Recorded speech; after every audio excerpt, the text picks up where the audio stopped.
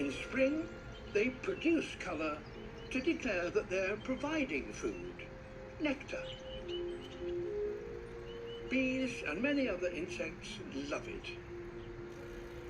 In spring and summer, they travel busily from flower to flower, collecting it.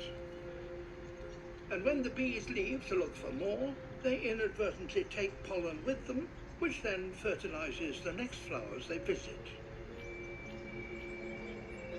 But there's a hunter here that exploits this relationship.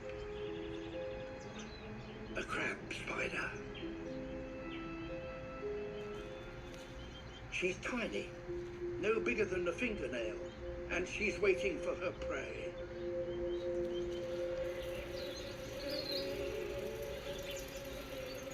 Almost the same colour as her background. She's virtually invisible.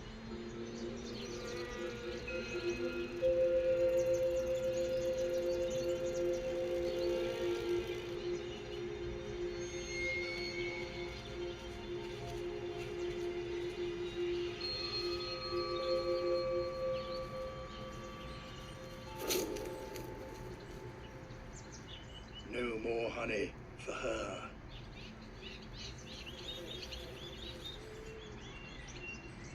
But of course, the spider's hunting grounds are limited. Not all flowers are yellow. When she sits on a pure white petal, she immediately becomes obvious. She will never catch a bee while she's so conspicuous. So she changes. She breaks down the yellow pigments in the outer layer of her skin to expose special crystals underneath that act like tiny mirrors and reflect the light.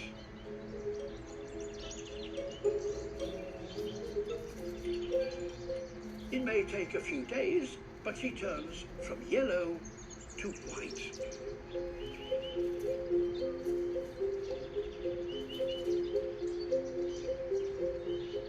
Changing colour isn't the spider's only trick. There's more to this story than meets the eye.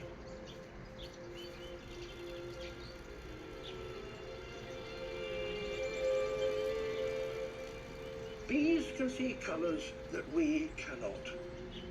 They can see ultraviolet colours.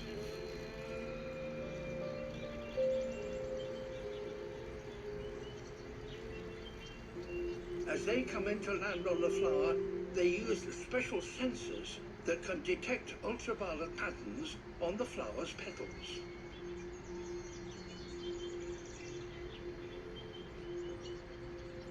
We can see them too, with our special UV camera.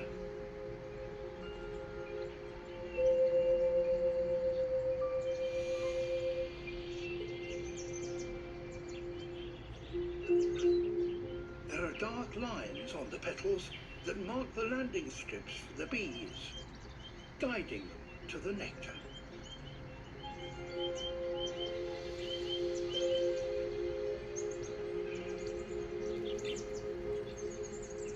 The spider, however, has developed a way to exploit these signals.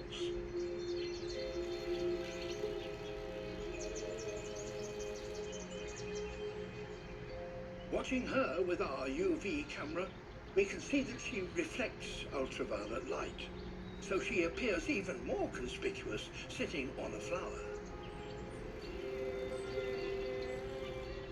This extra brilliance acts as a kind of super signal which the bee can't resist.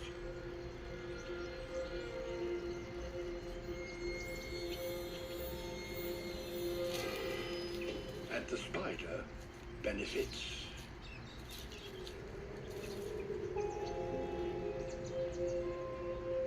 In fact, the bees are more than 3 times as likely to visit flowers with UV reflecting spiders on them than those without.